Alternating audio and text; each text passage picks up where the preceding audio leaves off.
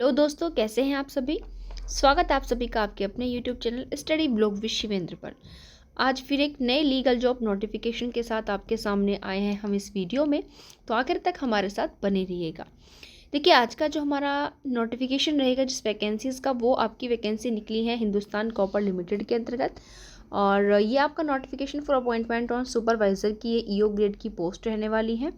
और 7 नवंबर को ये नोटिफिकेशन इशू हो गया। और यहाँ पर देखिए, जो आपकी पोस्ट है वो आपकी जूनियर मैनेजर की है।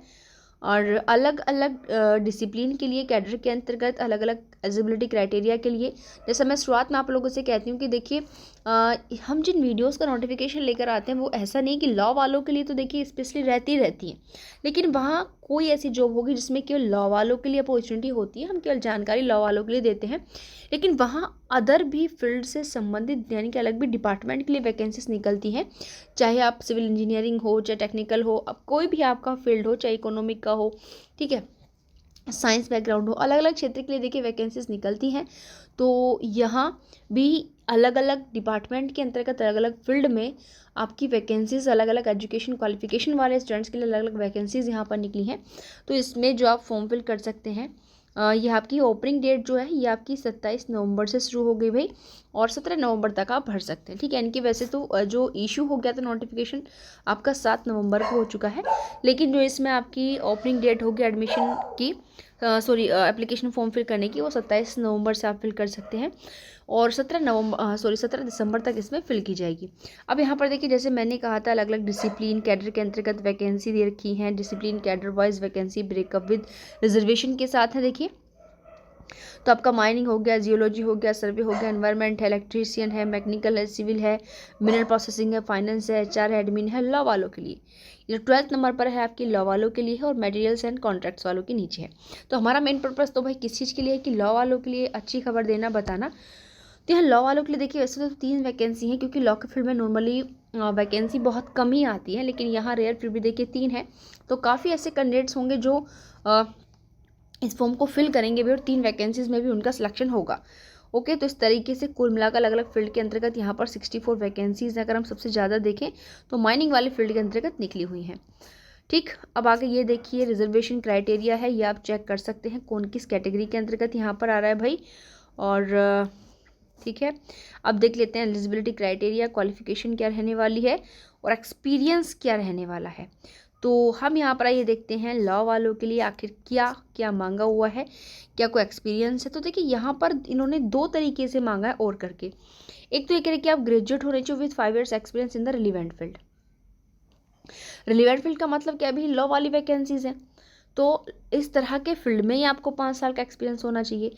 बाकी लेकिन एक चीज़ यहाँ पर उन्होंने ये पूछी कि अगर इसका मतलब लॉ वाली वैकेंसीज को अगर इस तरह के फील्ड में किसी व्यक्ति को अनुभव है 5 साल का, तो वो भी इस फॉर्म को फिल कर सकता है। और अब दूसरा नॉर्मली लॉ वालों के लिए है कि LLB 5 year इंटीग्रेटेड LLB हो, और साथ साथ 2 साल का अनुभव हो। तो नॉर्मली एक चीज़ कहना चाहते हैं कि अगर ग्रेजुएट आप किसी भी चीज़ से हो तो 5 साल का अनुभव चलेगा, और अगर आपके पास LLB है तो आपको कितना होगा, जो है फिर 2 साल का अनुभव आपके लिए सफिशिएंट है, ठीक है। तो आइए देखते हैं अब नीचे क्या क्या मांग रहे हैं भाई। तो नॉर्मली देखिए, बिल्कुल 2 साल का एक्सपीरियंस मांगा जा रहा है, ज़्यादा एक्सपीरियंस इसमें बिल्कुल भी नहीं है, ठीक। अब आगे देखते हैं क्या इंपॉर्टेंट चीज़ें हो सकती हैं इसमें, ठीक है। यहाँ पर देखिए कैटेगरी वाइज है, एज की यहाँ पर बात की गई है। तो एज जो है इन्होंने देखिए, maximum age on the recording date of the post of junior manager is 40 years रहेगी, ठीक है। कितनी एज है इसमें आपकी, 40 साल। और बाकी यहाँ पर रिजर्वेशन दिया हुआ है, किसको कितना दिया जाएगा, SC ST और OBC और PWD को, एक्स सर्विसमैन को। तो यहाँ पर बताया हुआ है, तो SC ST को 5 साल का, OBC नॉन क्रीमिलियर को 3 का, PWD जनरल EWS वाले जो हैं 10 साल, और PWD जो OBC हैं वो 13 साल, और PWD जो SC ST हैं वो 15 साल, और एक्स सर्विसमैन को जो गवर्नमेंट गाइडलाइंस के अकॉर्डिंग है उसके हिसाब से, एज पर गवर्नमेंट गाइडलाइंस, ठीक है। सिलेक्शन कैसे होगा, तो सिलेक्शन जो होगा कैंडिडेट्स का, वो appointment to the post shall be based on the performance in the written test. अब यहाँ पर देखिए रिटन टेस्ट होगा, और उसके बाद and shall be a subject to verification of documents, यानी कि रिटन टेस्ट होगा आप लोगों का। और रिटन टेस्ट के बारे में यहाँ पर प्रोसीजर दिया हुआ है, देखिए नीचे सिलेबस बताया हुआ है। और रिटन टेस्ट के अलावा जो है यहाँ पर क्या होने वाला है भाई, डॉक्यूमेंट्स का वेरिफिकेशन किया जाएगा। अब रिटन टेस्ट में क्या क्या है रिटन एग्जामिनेशन के अंदर, तो details regarding written test, date of written test, syllabus of the examination ETC shall be shared with the call letter for written test, यानी कि आपके लिए कॉल लेटर भेजा जाएगा जिसमें आपको सारी चीज़ें डिटेल से यहाँ पर मिलने वाली हैं, ऐसे उन्होंने नहीं दे रखा। और रिटन टेस्ट के सेंटर आपके कहाँ कहाँ हो सकते हैं ये दिया हुआ है, बेंगलुरु, रायपुर, भोपाल, मुंबई, भुवनेश्वर, चेन्नई, दिल्ली, लखनऊ, गुवाहाटी, हैदराबाद, जयपुर, कोलकाता, पटना, रांची, यहाँ पर जा सकते हैं, ठीक है। और बाकी क्वालिफाइंग मार्क्स क्या रहने वाले हैं, तो ये कह रहे हैं कि यहाँ पर देखिए the minimum qualifying marks out of aggregate marks prescribe in CBT, यानी कि आपका कंप्यूटर बेस्ड टेस्ट होने वाले हैं। Short listing candidates documents verification के अकॉर्डिंग आपका 30% का मिलेगा, तो इस तरीके से चीज़ें यहाँ पर आपकी रखी गई हैं। कंपनसेशन पैकेज कितना होगा, तो ये रहने वाला है आपका 30,000 से आपके स्टार्टिंग की बात की जा रही है। Selected candidates for the post of junior manager will be placed in the initial of basic पे इन द स्केल ऑफ, इतना रहने वाला है। उसके बाद आपका जो हो जाएगा 1,20,000, ठीक है। और ये कह रहे कि आगे पर एनम की यहाँ पर बात की जा रही है, अलग अलग चीज़ें इन्होंने यहाँ पर इसके हिसाब से दी हुई हैं। डॉक्यूमेंट वेरिफिकेशन आपका इस तरीके से किया जाएगा, और क्या क्या डॉक्यूमेंट्स आपको चाहिए ध्यान से देख लीजिएगा। डॉक्यूमेंट्स वेरिफिकेशन में आपको ये सारे डॉक्यूमेंट्स यहाँ पर ज़रूरत देखनी पड़ेगी, तो सारे के सारे डॉक्यूमेंट्स वेरिफिकेशन में आपके ओरिजिनल ही जाते हैं। एप्लीकेशन फ़ीस जो है वो आपकी होने वाली है 500 रुपये, ठीक है।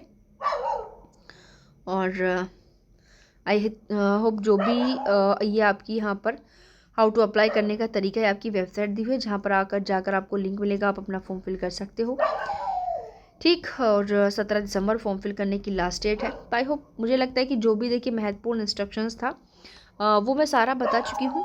अब उसके अलावा कोई इसमें ऐसी महत्वपूर्ण चीज़ बची नहीं है भाई। सैलरी पैकेज बहुत अच्छा है, बहुत अधिक, मैक्सिमम तक यहाँ तक देखिए जा रहा है। देर किस बात की, आप फटाफट अपना फॉर्म फिल कर सकते हैं 17 दिसंबर से पहले। तो और एक बार फिर मैं वीडियो का एंड करने से पहले आपको याद दिला दूं कि यदि आप चैनल पर नए हैं या आपने चैनल को सब्सक्राइब नहीं किया है तो प्लीज़ चैनल को सब्सक्राइब कर लीजिए, ताकि इस तरह के वीडियोस का जो नोटिफिकेशन है वो नॉर्मली आपको मिलता रहे।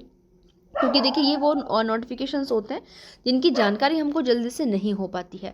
और देखिए मान लिया मैंने यहाँ पर काफ़ी कम वैकेंसीज़ हैं, लेकिन फिर भी 3 वैकेंसी हैं, कोई एक्स्ट्रा एक्सपीरियंस नहीं मांगा, केवल 2 साल का है, तो 2 साल का एक्सपीरियंस मोस्टली बहुत से लोग जो हैं 2 साल का एक्सपीरियंस जो है रखते हैं। और इसके अलावा काफ़ी वैकेंसीज तो ऐसी आती हैं जो बहुत ज़्यादा आती हैं नंबर में, और जिसमें एक्सपीरियंस बिल्कुल भी नहीं पूछना है। फ्रेशर्स भी इस फॉर्म को फिल कर सकते हैं, जैसे कि फाइनल ईयर में आप लोगों को फाइनल सेमेस्टर में उस तरीके से फॉर्म को फिल कर सकते हैं। तो भाई देर किस बात की, आज ही चैनल को सब्सक्राइब करें, इस तरह की वीडियोस पाने का एंजॉय करें। थैंक यू, मिलते हैं नेक्स्ट वीडियो में।